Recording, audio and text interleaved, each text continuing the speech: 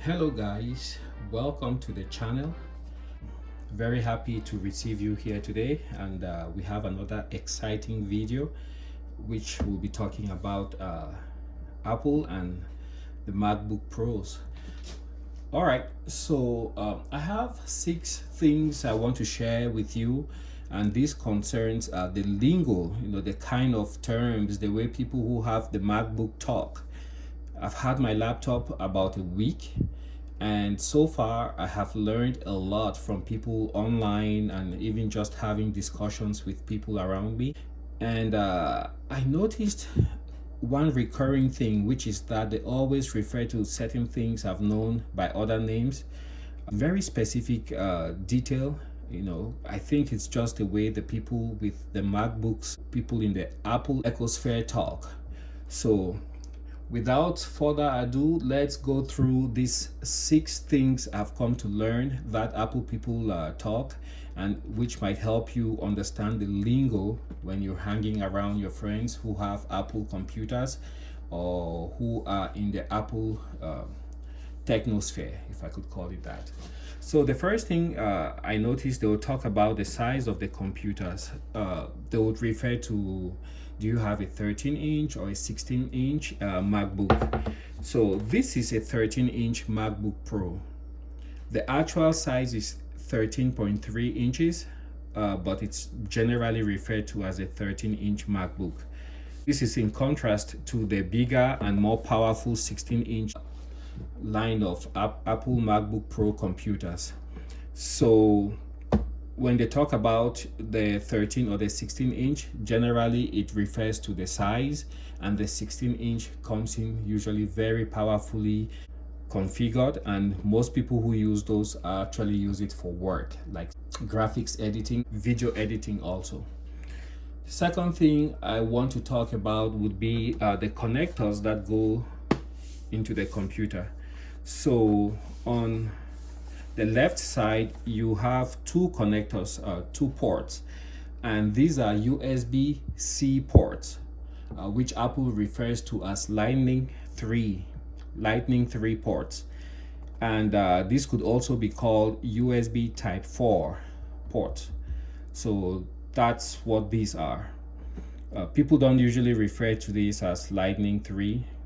Most of the time you would hear people talk about USB-C port, and that is slowly turning to be the industry standard for interconnection between devices in the computing world.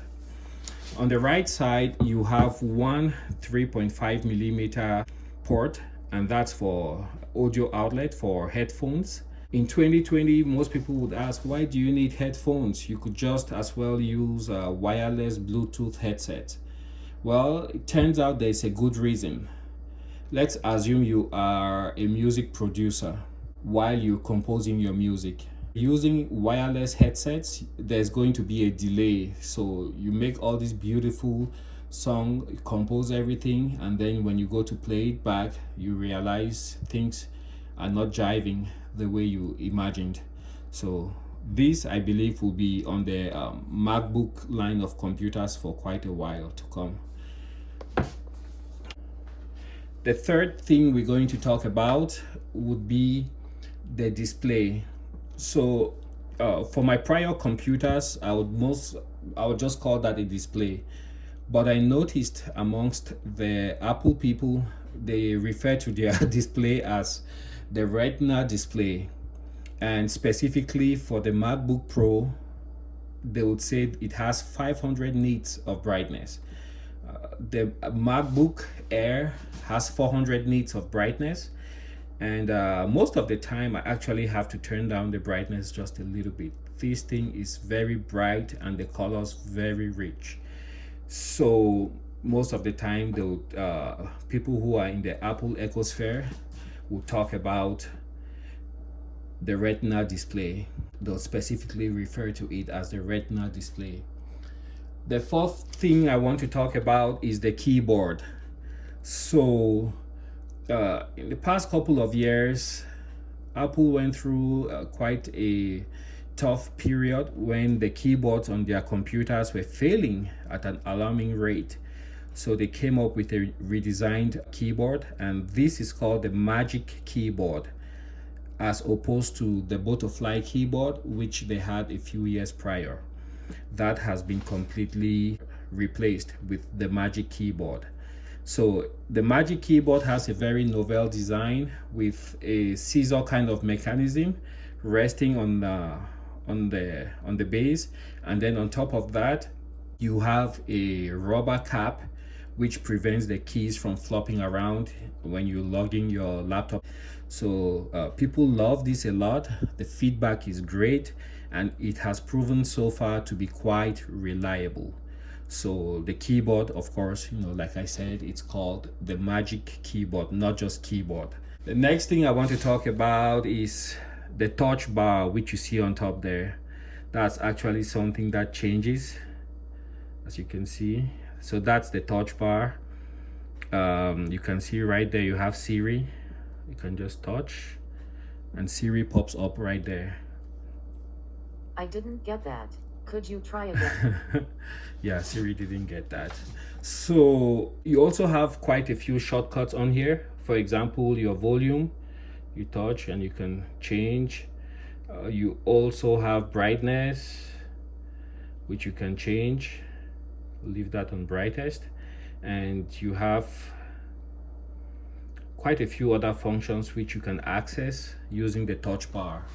So that's the fifth thing I was going to talk about. So if you see a MacBook Pro, most people will refer to it as having the touch bar or without the touch bar. So that is the touch bar. The sixth thing I want to talk about is the Touch ID. And Touch ID is actually a fingerprint sensor which you use. It's based on that key on the top right hand side of the keyboard. That key also doubles as the on off switch.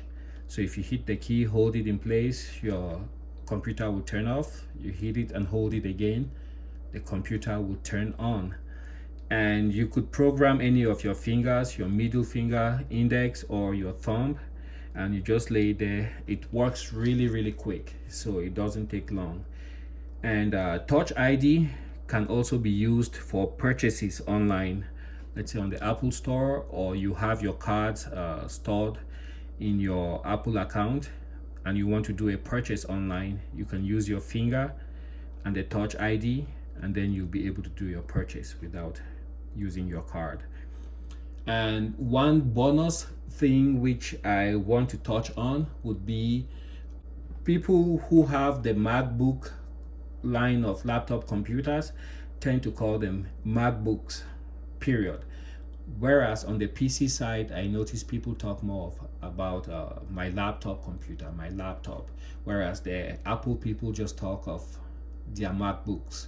So that's one thing I found quite interesting, where people talk about the MacBook versus the laptop for the PC side. So those are the few things I wanted to share with you guys. And so first, 13-inch and 16-inch, 13-inch being the smaller size, and 16-inch has a bigger screen. So 13-inch is actually 13.3 inches, and it's just called a 13-inch. Second, we looked at the USB-C or the Lightning 3, and also the 3.5 millimeter jack for audio output. Third, we looked at the Retina display. Fourth, we looked at the Magic Keyboard. Fifth, we looked at the touch bar. And sixth, we looked at the Touch ID. And for our bonus, we had the MacBook Pro, or the MacBook, versus people calling their computers the laptop. Well, I want to thank you guys for watching this one, and I will catch you on the next video. And before I forget, somebody might say I didn't say anything about the trackpad. So this is the trackpad right here, and this is what you use to move your cursor or your pointer on the screen. So this is the trackpad. Thanks for watching. See you guys on the next video.